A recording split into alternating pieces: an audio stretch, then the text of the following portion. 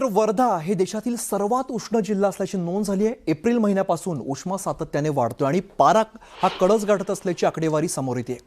वर्धा जिल्ह्यात उन्हाचा पारा 46 अंशांपर्यंत पोहोचलाय।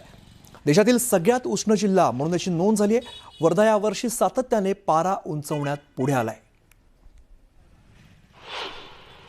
वर्धा जिल्हा उष्णतेचा हॉटस्पॉट ठरलेला आहे। या जिल्ह्यात 47 अंशापर्यंत तापमान गेल्याची माहिती आहे। आता सुद्धा या वर्षात सुद्धा हे तापमान 47 अंश सेल्सिअस पर्यंत जातं की काय अशी परिस्थिती निर्माण झालेली आहे। कालपर्यंत जर तापमान बघितलं तर 46 अंशावर आहे आणि आज त्याच्या पुढे जाण्याची शक्यता हवामान विभागाने नोंदविली आहे। आपण जर बघितलं तर हा जिल्हाधिकारी कार्यालयाचा मार्ग आहे। या मार्गावर जर वाहतूक बघितली तर कामानिमित्त बाहेर पडणारे नागरिक जे आहेत ते बाहेर दिसत आहेत। एकंदरीतच पाहता याचा जो उष्णतामानाचा जो फटका आहे तो सर्वसामान्य नागरिकांसह व्यावसायिकांना बसल्याचं एकंदरीत दिसून येतं।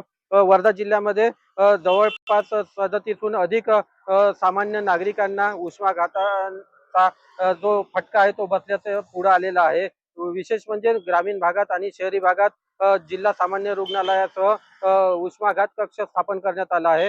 तर काही ग्रामीण भागातील कक्षामध्ये अजूनही सोयी सुविधा नसल्याची बाब जी आहे ते समोर आली आहे। एकंदरीतच पाहता वर्धा जिल्ह्यामध्ये वाढलेल्या तापमानामुळे सामान्य नागरिक जो आहे तो हैराण झाल्याचं दिसून येतं। नरेंद्र मोते, न्यूज 18 मराठी, वर्धा।